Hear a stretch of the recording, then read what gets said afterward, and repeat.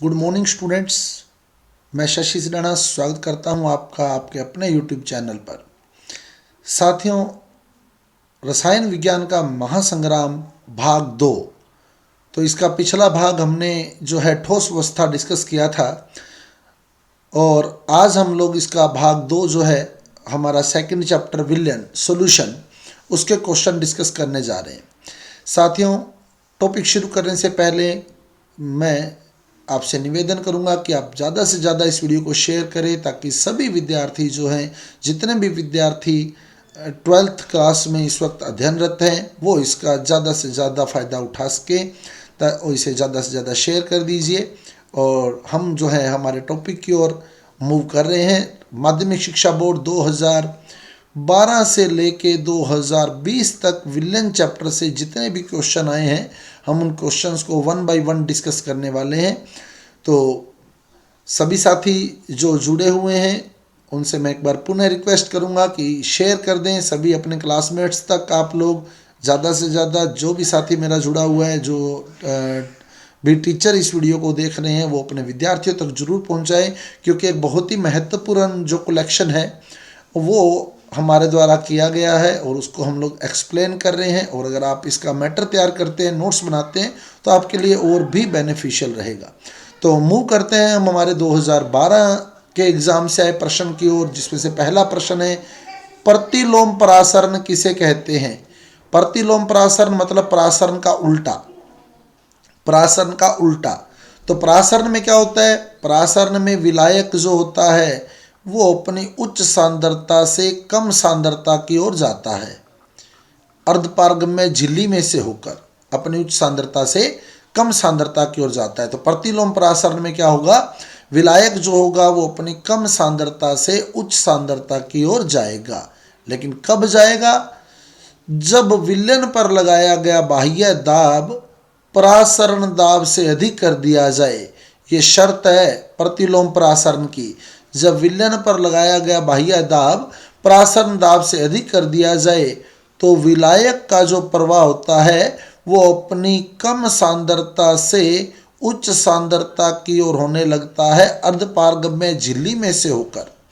अर्धपारगम्य झिल्ली में से होकर इसी घटना को हम प्रतिलोम परासरण कहते हैं। और इसका एक उपयोग जो है समुद्री जल के विलवणीकरण में, समुद्री जल के विलवणीकरण में इसका उपयोग किया जाता है। यानी समुद्र के पानी से लवण निकालने में, समुद्र के पानी को शुद्ध करने में, समुद्री जल के विलवणीकरण में इसका उपयोग किया जाता है।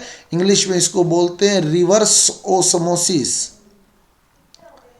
रिवर्स ओस्मोसिस, शॉर्ट में बोलें तो RO रिवर्स ओस्मोसिस। तो हमारे घरों में जो वाटर प्यूरिफायर लगे हुए हैं ना, वो RO बोलते हैं अपने उसको, RO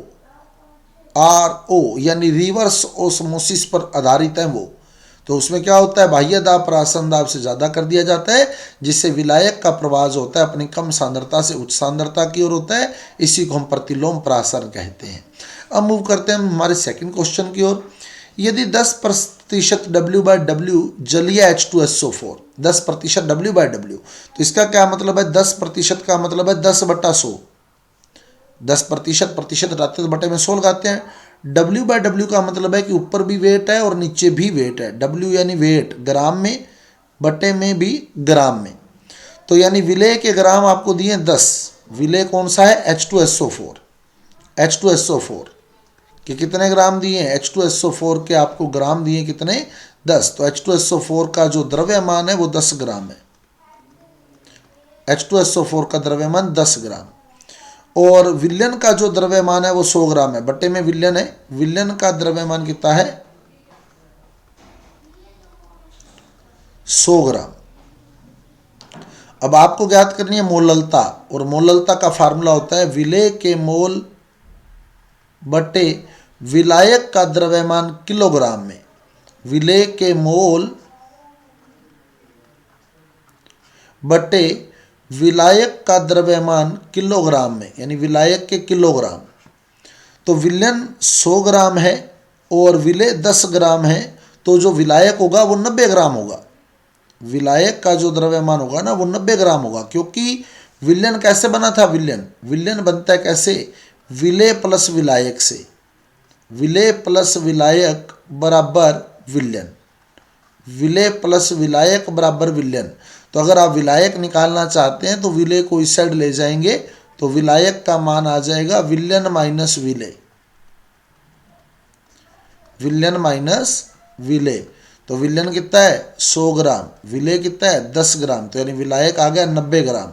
और आपको चाहिए विलायक के किलोग्राम, तो आप 90 को 1000 से भाग दे दे तो वो किलोग्राम बन जाएगा। 90/1000 किलोग्राम। ये किलोग्राम बन गए।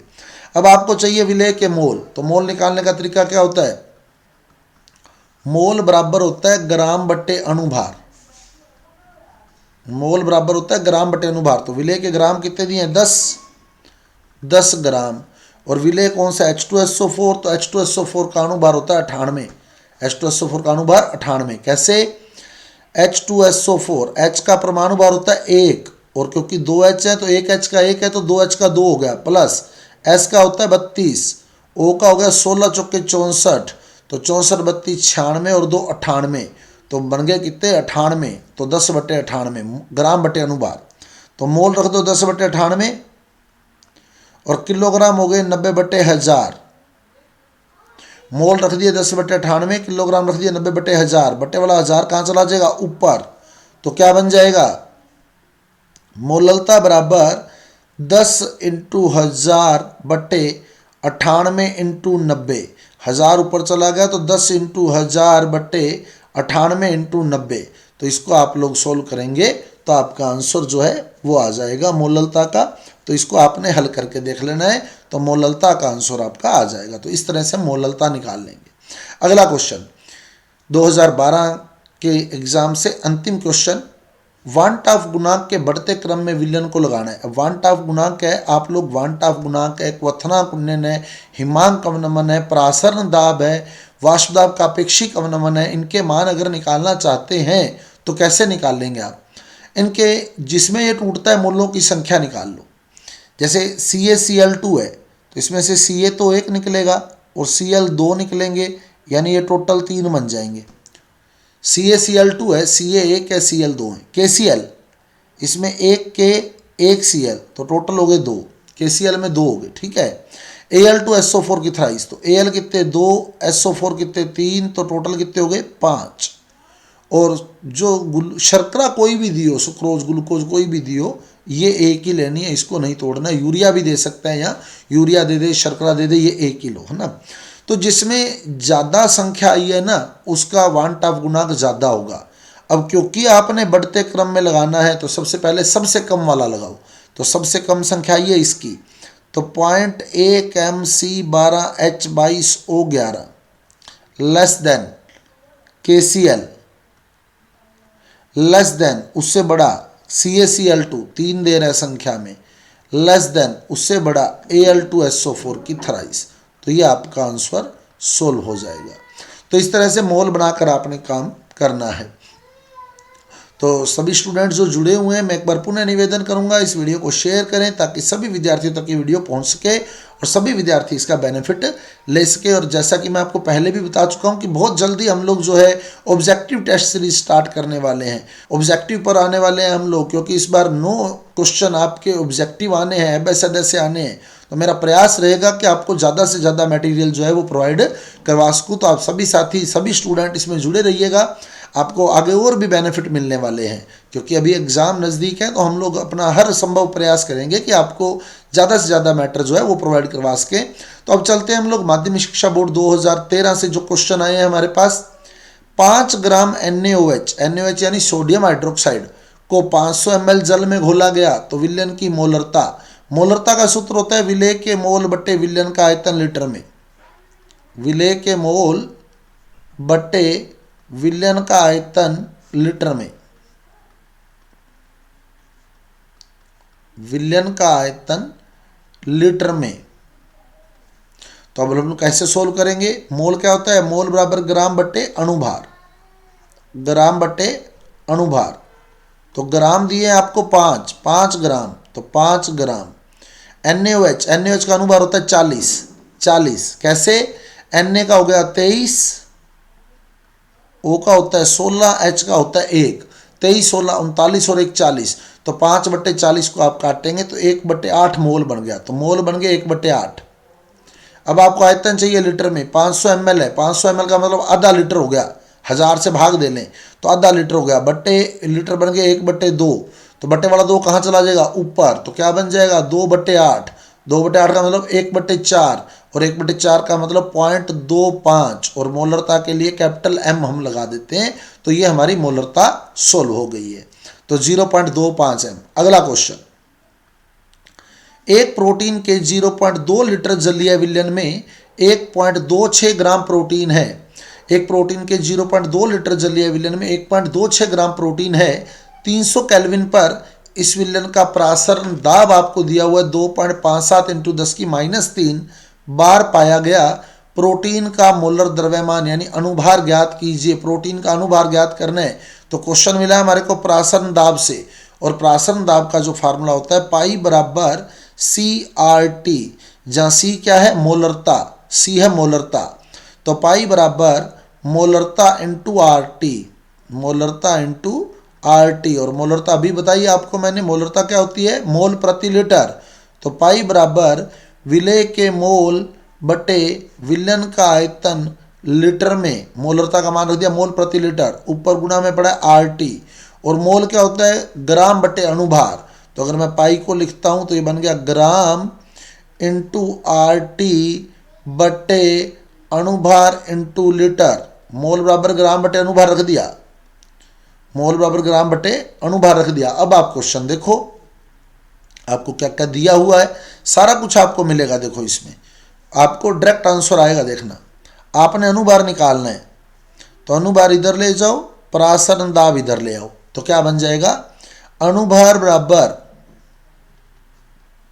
ग्राम, कितने दिए ग्राम 1.26 इंटू R का मान दिया है 0.083 इंटू T दिया आपको 300 केल्विन, T भी दिया है कितना 300 केल्विन, बटे प्रासरण दाब आ गया, यहाँ प्रासरण दाब दिया हुआ है आपको कितना 2.57 × 10⁻³ इंटू लीटर, लीटर दिया आपको 0.2 लीटर, तो 0.2 ये लो, ये आपकी सारी वैल्यूज जो है वो आ चुकी हैं। आप बड़े आराम से इसका उत्तर निकाल सकते हैं। अनुभार का लगभग 62,000 के आसपास आपको मिलना चाहिए, बाकी आप सोल्व करके देख लेना, आपका एग्जैक्ट आंसर जो है आपके पास आ जाएगा। तो बहुत आराम से आपका क्वेश्चन जो है वो सोल्व हो जाएगा, तो डायरेक्ट आंसर आता है स्टूडेंट्स। ठीक है, अगला चलते हैं हम लोग, क्या कहते हैं अब 2014 में जो प्रश्न पूछे गए, जल का वाष्प दाब क्या होगा यदि 1 चम्मच चीनी उसमें डाल दी जाए। तो जल हो गया द्रव और चीनी होगी ठोस, चीनी होगी ठोस। तो जब भी हम लोग द्रव विलायक में कोई ठोस विलेय मिलाते हैं तो वाष्प दाब में कमी आ जाती है, तो यानी जल के वाष्प दाब में कमी आ जाएगी, कमी आ जाएगी, क्योंकि द्रव विलायक में ठोस विलेय मिलाने पर वाष्प दाब में कमी आती है, जिसे वाष्प दाब अवनमन के नाम से जाना जाता है। तो वाष्प दाब में कमी आएगी जिसे हम वाष्प दाब अवनमन कहते हैं। अगला क्वेश्चन, वरद अणुओं का मोलर द्रव्यमान, वरद मतलब बड़े बड़े अणुओं का मोलर द्रव्यमान ज्ञात करने के लिए कौन सा अणुसंख्या गुणधर्म उपयुक्त है। टोटल 4 अणुसंख्या गुणधर्म है, इसमें से जो बड़े अणुओं का मोलर द्रव्यमान यानी अनुभार निकाला जाता है वो केवल और केवल प्रासरण दाब द्वारा निकाला जाता है।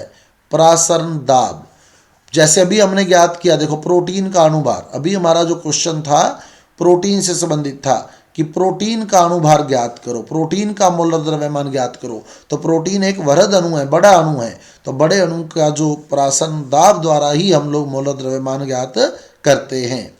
अगला क्वेश्चन, क्या क्वथनांक उन्नयन समान होगा यदि 0.1 मोल सोडियम क्लोराइड या 0.1 मोल चीनी को 1 लीटर जल में विलेय किया जाए।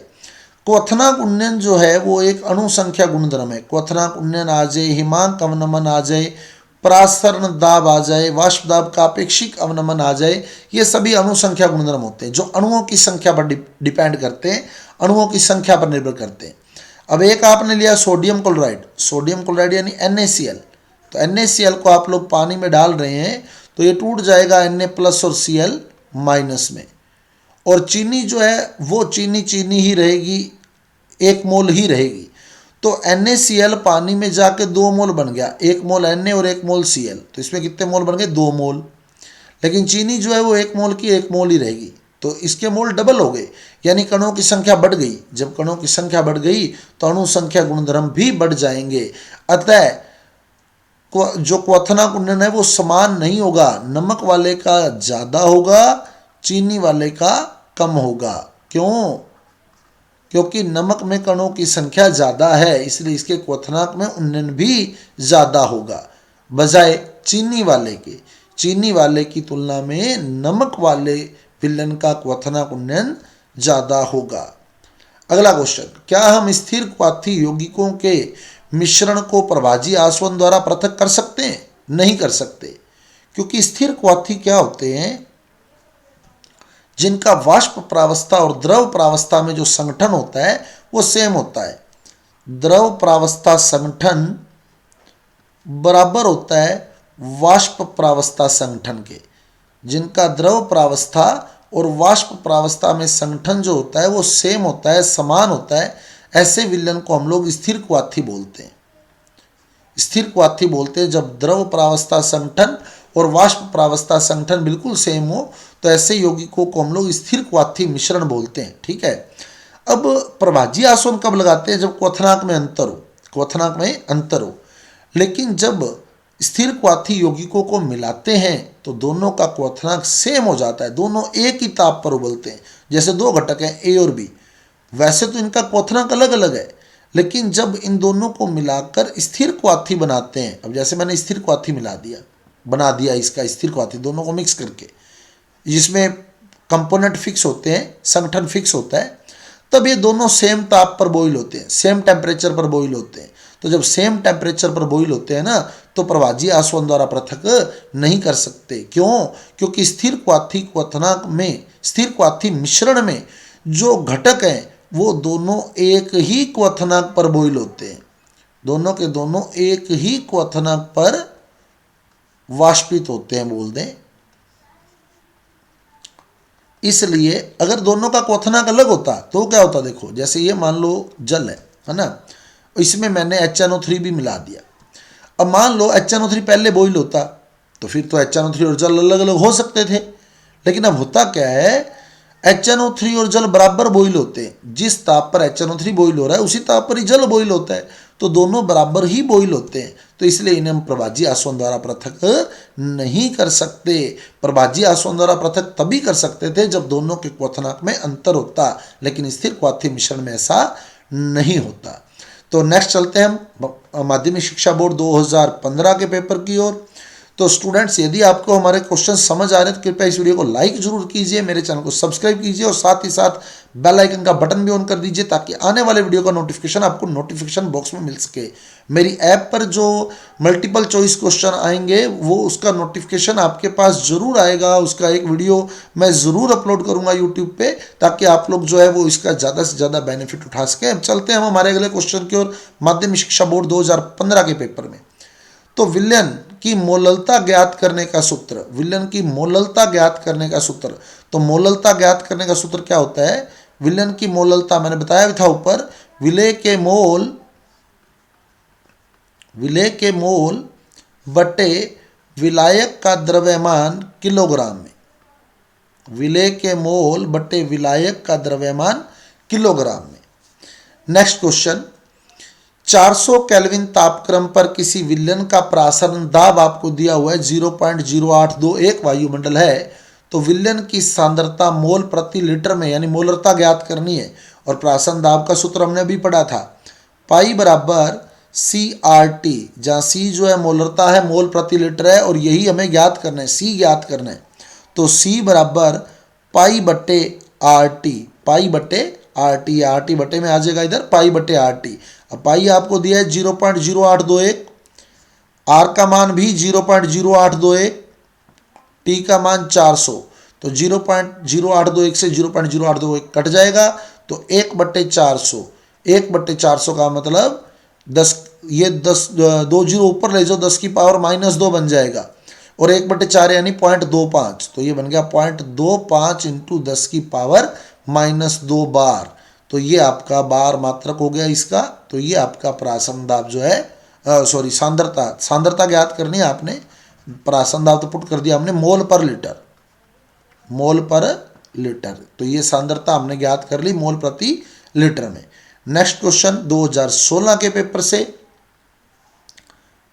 2016 के एग्जाम में मोल अंश ज्ञात करने का सूत्र लिखिए। मोल अंश क्या होता है? किसी भी घटक का मोल अंश, किसी घटक का मोल अंश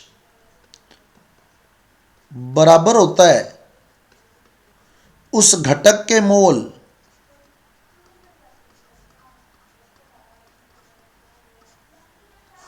बटे कुल मोल, उस घटक के मोल बटे कुल मोल। तो मोल अंश का किसी भी घटक का अगर मोल अंश निकालना चाहते हैं तो उस घटक के मोल बटे कुल मोल आ जाएगा। नेक्स्ट क्वेश्चन, बेंजीन में एथेनोइक अम्ल के लिए वान टाफ गुणांक का मान। तो वान टाफ गुणांक का सूत्र क्या है? वान टाफ गुणांक होता है, वान टाफ गुणांक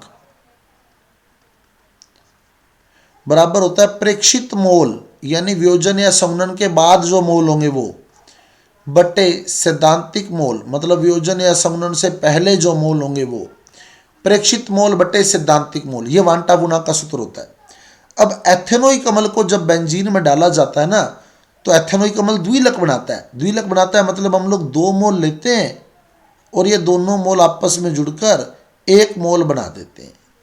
हम 2 मोल लेते हैं इसके और ये आपस में जुड़कर 1 मोल बना देते हैं। तो वान टाफ गुणांक जब निकालेंगे तो प्रेक्षित मोल बटे सैद्धांतिक मोल, प्रेक्षित मोल 1 संघनन के बाद या वियोजन के बाद, अभी संघनन के बाद ये 1 मोल हो गया, शुरू में कितना लिया था 2, सैद्धांतिक मोल 2 थे, तो 1/2 यानी 0.5। तो एसिटिक अम्ल के लिए जो वान टाफ गुणांक का मान है वो 0.5। अगला क्वेश्चन, कच्चे आम को सांद्र लवणीय विलयन में रखने पर क्या होता है? रखे जाने पर क्या होता है? कच्चे आम को सांद्र लवणीय विलयन में रखे जाने पर क्या होता है?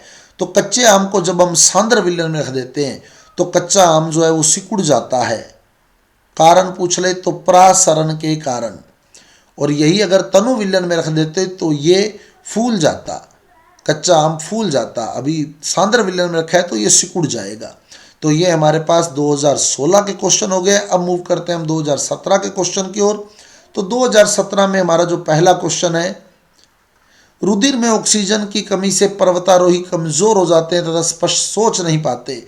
तो जो पहाड़ों पर ऊंचाई पर चढ़ते हैं या जो ऊंचाई पर रहते हैं उनके रुधिर में ऑक्सीजन की कमी होती है और वो स्पष्ट सोच नहीं पाते। इस विशिष्ट दशा को क्या कहते हैं? इसका नाम लिखना है। तो यह विशिष्ट दशा जो है एनोक्सिया कहलाती है।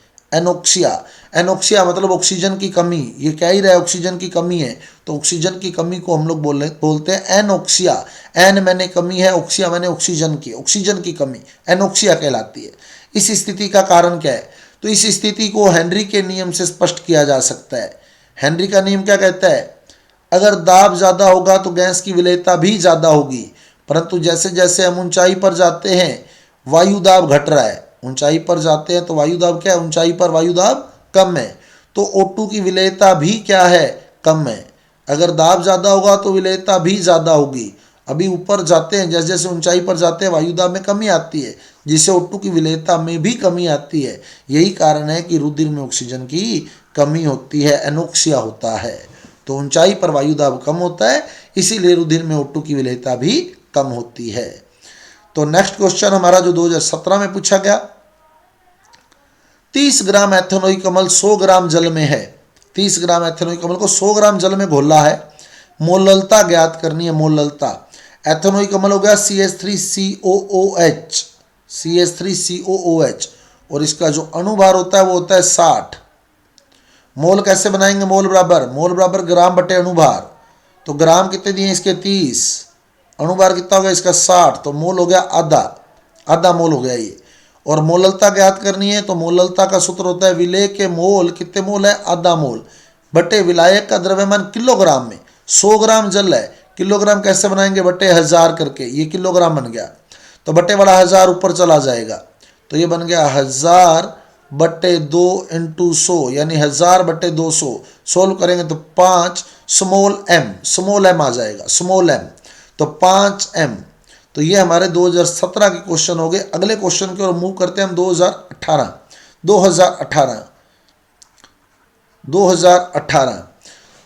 2018 में पहला क्वेश्चन, प्रासरण दाब की परिभाषा लिखिए। प्रासरण दाब क्या होता है?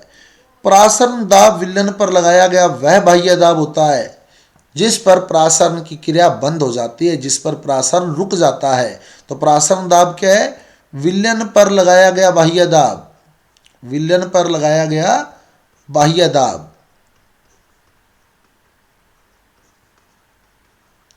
जो प्रासरण की क्रिया को रोक देता है, बंद कर देता है, जो प्रासरण की क्रिया को रोक देता है, बंद कर देता है, उसी दाब को हम लोग प्रासरण दाब कहते हैं। तो ये हम लोग 2 पिस्टन वाला जो एक्सपेरिमेंट करते हैं वो एक्सपेरिमेंट है, वहाँ से हम लोग समझ सकते हैं। खैर अभी क्वेश्चन हमारा प्रासरण दाब की परिभाषा है, तो प्रासरण दाब वो बाह्य दाब है जो प्रासरण की क्रिया को रोक देता है। इधर हम शुद्ध विलायक लेते हैं, इधर हम लोग विलयन लेते हैं। ये विलयन है इस साइड, बीचों बीच अर्धपाग्य में झिल्ली लगी है, इसके ऊपर पिस्टन P1 होता है और इसके ऊपर पिस्टन P2 होता है, P1 और P2।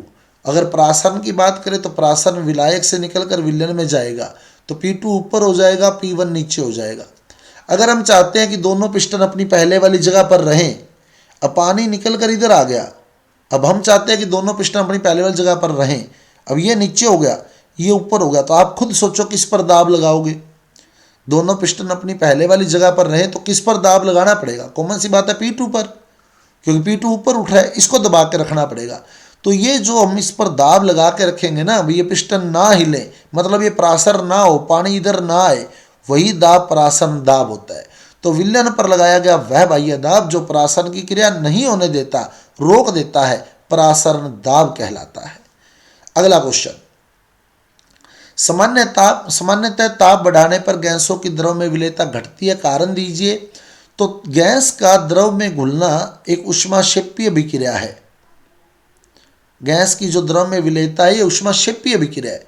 तो ऊष्माक्षेपी ला-शातलीय नियम कहता है क्या? अगर ऊष्माक्षेपीय अभिक्रिया में हम ताप कम करेंगे तो विलेयता ज़्यादा होगी, ताप कम करेंगे तो विलेयता ज़्यादा होगी। तो ला-शातलीय का नियम कहता है ऊष्माक्षेपीय अभिक्रिया गैस का द्रव में घुलना, तो ताप कम करेंगे तो विलेयता ज़्यादा होगी। लेकिन प्रश्न क्या कहता है? ताप बढ़ा दिया तो विलेयता कम हो जाएगी, तो ताप बढ़ा दिया तो विलेयता कम हो जाएगी। तो हम लोग लिख सकते हैं गैस का द्रव में घुलना एक ऊष्माक्षेपीय अभिक्रिया है, अतः ताप ला-शातलीय के नियमानुसार ताप बढ़ाने पर विलेयता घटती है। अगला क्वेश्चन, 5% W/V NaCl के 200 ml बनाने हेतु कितने ग्राम NaCl चाहिए? अब 5% बनाना है, 5% का मतलब 5/100, यानी कॉमन सी बात है कि अगर आपने 100 ml बनाना है तो आपको 5 ग्राम चाहिए, 100 ml बनाना है तो 5 ग्राम चाहिए, तो 200 ml बनाना है तो 10 ग्राम चाहिए, 10 ग्राम NaCl की आवश्यकता होगी। अगर आप सूत्र लगाना चाहते हैं तो W/V प्रतिशत का जो सूत्र होता है, W/V प्रतिशत बराबर विलेय के ग्राम बटे विलयन का आयतन इंटू 100, विलयन का आयतन इंटू 100। अब आप देखो प्रतिशत आपको दिए 5, तो प्रतिशत आपको दिए 5, विलेय के ग्राम आपको हल करने, विलयन का आयतन आपको दिया 200 इंटू 100, तो 2 0 से 2 0 कैंसिल हो जाएंगी, ये वाला 2 इधर गुना में आ जाएगा, तो आपका उत्तर आ जाएगा 10 ग्राम। 5 दूनी 10 आना वही है, सीधा सोच लो। 5% का मतलब है 5/100, यानी 100 ml बनाना है तो 5 ग्राम चाहिए, तो 200 ml बनाना है तो 10 ग्राम चाहिए। तो ये हमारा अगला क्वेश्चन। स्थिर क्वाथी मिश्रण की परिभाषा तो अभी हमने डिस्कस किया था। स्थिर क्वाथी मिश्रण ऐसा मिश्रण जिसका वाष्प प्रावस्था और द्रव प्रावस्था में संगठन सेम होता है और जिसके घटकों को हम प्रवाजी आसवन से पृथक नहीं कर सकते, स्थिर क्वाथी मिश्रण कहलाता है। अगला क्वेश्चन 2019 के एग्जाम में पूछा गया एक बहुत ही स्टैंडर्ड का क्वेश्चन है। क्वेश्चन देखो क्या है, बहुत ही अच्छा क्वेश्चन है। क्वेश्चन क्या कहता है? K4FeCN6 का 0.05 एम विलयन 300 केल्विन पर 92% वियोजित होता है, यानी वियोजन की मात्रा दी हुई है आपको 92%। तो परासरण दाब ज्ञात कीजिए। तो जब आपको वियोजन की मात्रा दे दे या समनन की मात्रा दे दे तब आपने क्या करना है, आपने वांट ऑफ गुणांक का यूज करते हुए अणुसंख्या गुणधर्म निकालना है, यानी प्रेक्षित अणुसंख्या गुणधर्म निकालना है। तो प्रेक्षित अणुसंख्या गुणधर्म बराबर आई का गुणा हो जाता है ICRT। प्रेक्षित अणुसंख्या गुणधर्म बराबर ICRT।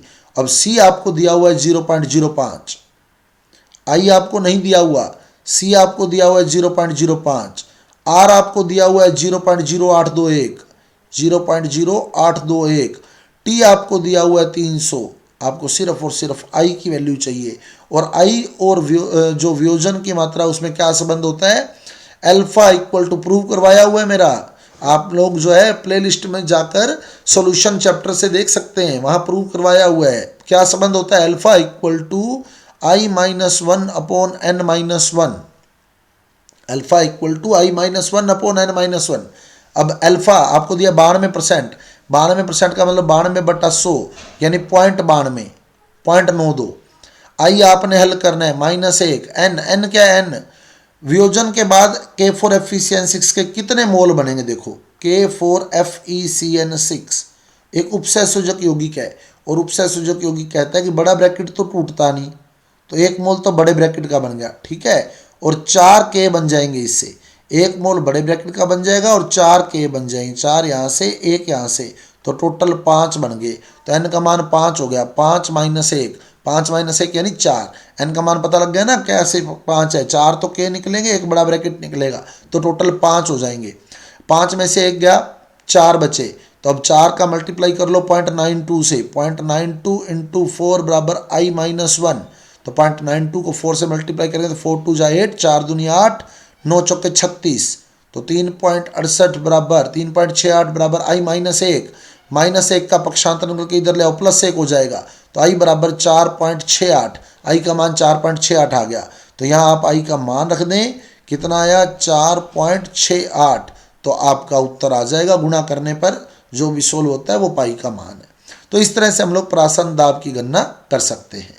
अगला क्वेश्चन 2020, ये 2020 का एग्ज़ाम जो है हमारा शुरू हो गया। 2020 का पेपर जो है हम लोग अब डिस्कस कर रहे हैं, 2020 का पेपर हम लोग डिस्कस कर रहे हैं। तो आप लोग देख रहे हैं ऊपर 2020 का प्रश्न हम लोग डिस्कस कर रहे हैं।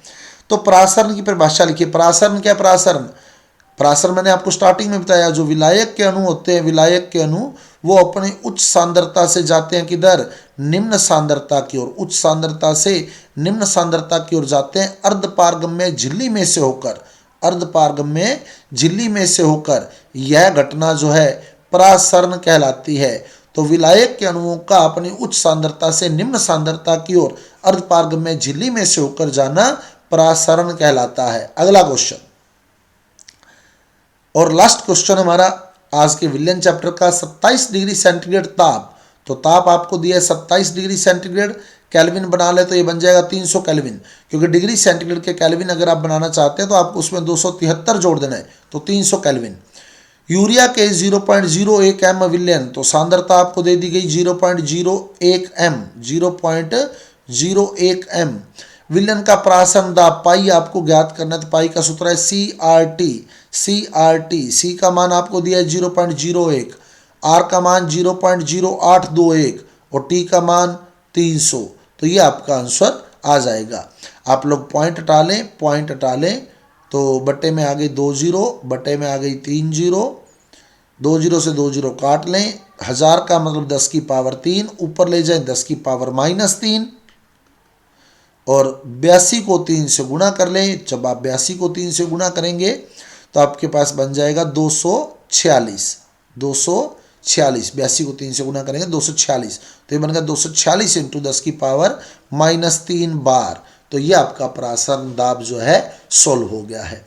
तो स्टूडेंट्स, ये थे हमारे विलयन चैप्टर के क्वेश्चन जो 2012 से लेके 2020 तक पूछे गए थे। कल हम लोग मिलेंगे अगले टॉपिक रासायनिक बलगतिकी जो हमारा नेक्स्ट चैप्टर है रासायनिक बलगतिकी, उनके प्रश्नों के साथ कि रासायनिक बलगतिकी में कौन कौन से प्रश्न पूछे गए हैं, एक बहुत ही महत्वपूर्ण चैप्टर।